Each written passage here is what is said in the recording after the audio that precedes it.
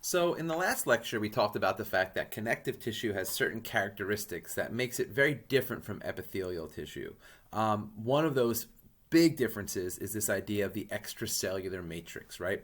So there's cells, just like in epithelial tissue, there's cells, but the big difference is that these cells are not packed in tight. So in epithelial tissue, the cells are literally right up against each other and they're forming membranes. Connective tissue is more of a big mess. There's going to be cells that are embedded in this thing we call the matrix. So what is the matrix made out of? Well, there's a lot of components, and you did a little activity where you looked at those components. I'm only going to hold you responsible for the major components in terms of what make up these tissues. So there's fibers that can be found in connective tissue, and there's specific cells that can be found. So the fibers are like the house, and then the cells are who live in the house. So let's talk about the fibers first. The first type of fiber is called collagen or collagenous fiber, and it's made up of a protein called collagen, and it is a strong protein. This is tough stuff. It's like rubber, really, and it's what makes up your ligaments and your tendons. So this has very strong tensile strength. What does tensile mean? It means you can pull on it and it's going to resist. So imagine like a rope. If you were to pull on a rope, it's built to pull on, and it's going to have a lot of resistance when you pull on it either direction. That is how collagen is. It also does have some elasticity to it, and this is what's going to make up your bones, your ligaments, and your tendons. So we're going to talk about bone in this unit, and then we do a whole unit on the skeletal system. So we're really going to get in depth on that. But your bone is made up, whenever I say what are your bones made of, you're probably going to say calcium, right? And calcium does make up a big component. It's what makes your bones hard. But your bones are also flexible. And the reason why your bones are flexible is because they are made up of this collagen. So if you take a look at this image here, what you're seeing is it's hard to see probably, but there's some dark spots on there. And those dark spots are the cells. And the reason why these cells look so packed together is because they are packed in with all this collagen. So you can see the collagen fibers are all running one direction. People get collagen injections into their face and stuff, and that is something that's pretty normal. And that's basically what you're doing is you're tightening up your face because collagen is what makes your skin tight.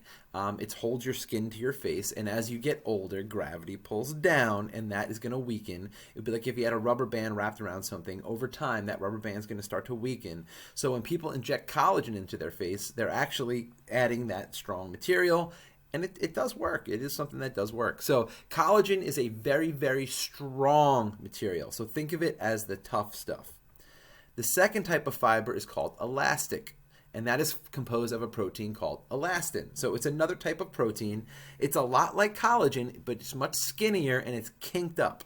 And what that does is it makes it elastic, so it can stretch. So if you look at this image, you can see these are the elastic fibers here. So you can see here's an elastic fiber here, here's an elastic fiber here.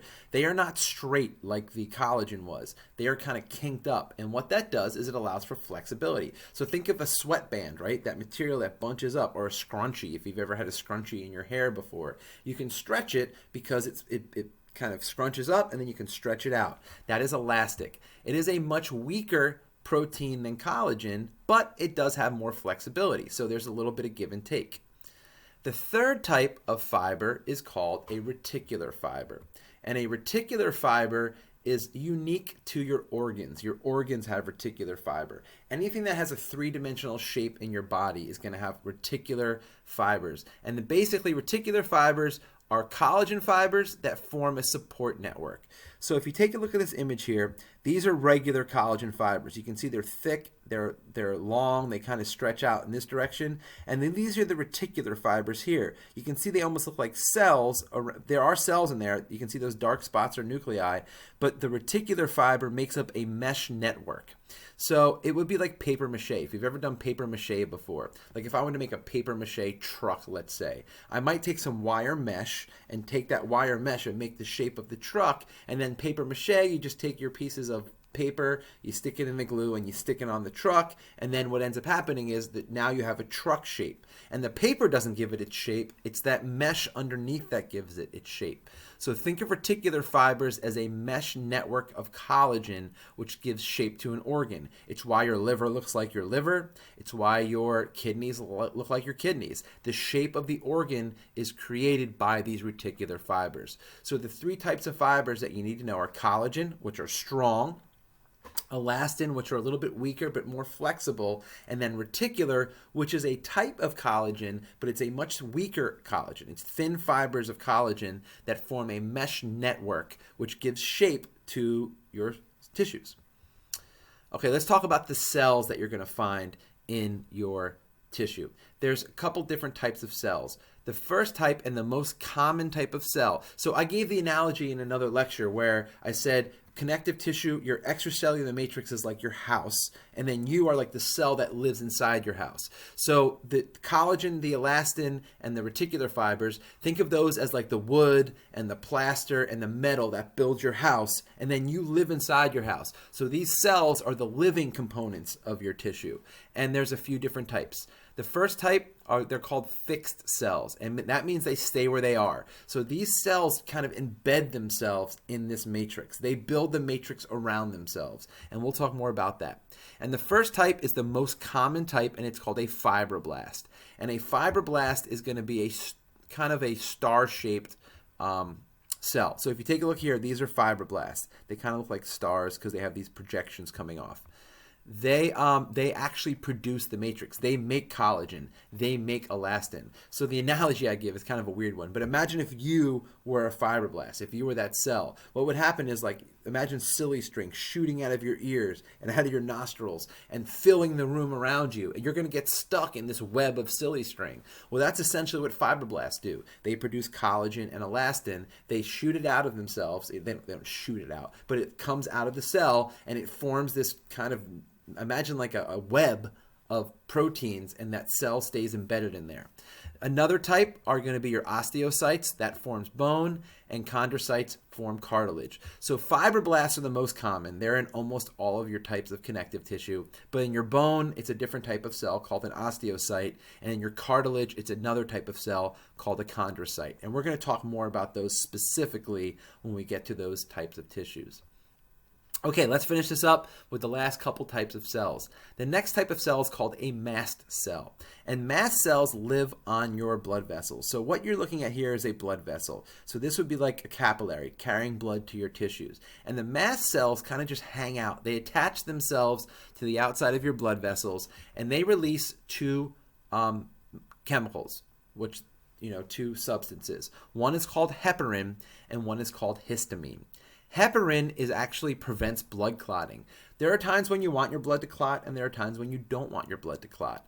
Heparin prevents that clotting process. So these mast cells, if there's a situation where a clot is forming, these mast cells might produce heparin, and that will prevent that from happening. And then histamines, you've probably taken an antihistamine before, right? Antihistamines block an allergic response. So if you have allergies, you take an antihistamine. And what histamines do is they promote that allergic reaction. So for example, if you sneeze when you breathe in pollen, that is, the pollen's not making you sneeze. Your body's making you sneeze. Your body's trying to get rid of that pollen. So you have all that mucus that we talked about, right? And we have those cilia. So that pollen gets trapped in there, and then your histamines cause that allergic reaction. They cause your tissues to swell. You feel that pressure. You get a headache because of your allergies. That's all from this chemical called histamines. So you might not like your histamines, but they are there to get rid of whatever substance your body has been attacked by. Sometimes allergic reactions are good, and sometimes they're bad. Like, people are allergic to things that don't really hurt them at all. You're going to find these on blood vessel walls. They're going to be on blood vessel walls. So those are called mast cells. They produce heparin and they produce histamines. Okay, we're going to finish up here. The other type are called wandering cells, and these are going to be called, one type is called a macrophage. And macro means large, and phage refers to phagocytosis. And phagocytosis is the process in which one cell engulfs another cell. These are our bodyguards. This is our immune system right here at work. So macrophage, these don't stay in one spot. They move through your tissue. So they form, and then they go out into your body, and they travel through your body. And if you're infected, you're going to get more of them. But basically what they do is they attack and destroy anything that doesn't belong. So like, for example, a bacterial infection. If you have bacterial, like let's say you get exposed to a bacterial infection like pneumonia, right? So your macrophage are going to fight it. I like this image. What are you seeing here? What you're seeing here are these big purple guys here. These are your macrophage, and they're going after, this is a bacterial cell right here. So that would be a bacterial cell, and you can see your macrophage are going after it. Back here we have our lymphocytes. They're just kind of hanging out watching and seeing if they need to be brought in. So lymphocytes are more specialized. So the lymphocytes aren't involved yet. They're kind of standing back and checking out the scene. But your macrophage are these large cells that literally go and engulf things that don't belong. Okay, so those are, just to review, there's 3 types of fibers. There's collagen, there's elastin, and there's reticular. Collagen is strong and slightly elastic. Elastin is very elastic but not as strong. And then reticular is going to be a network. So think of a mesh made of thinner collagen. And then we have our fibroblasts, which are going to be the cells that produce collagen and elastin. We have osteocytes, and we have chondrocytes, which make bone, and they make cartilage. And then we have our mast cells, which they hang out on the blood vessels, and they produce heparin and histamine. And then we have our macrophage, which are like our immune system. They're part of our immune system, and they go after anything that doesn't belong. Thank you.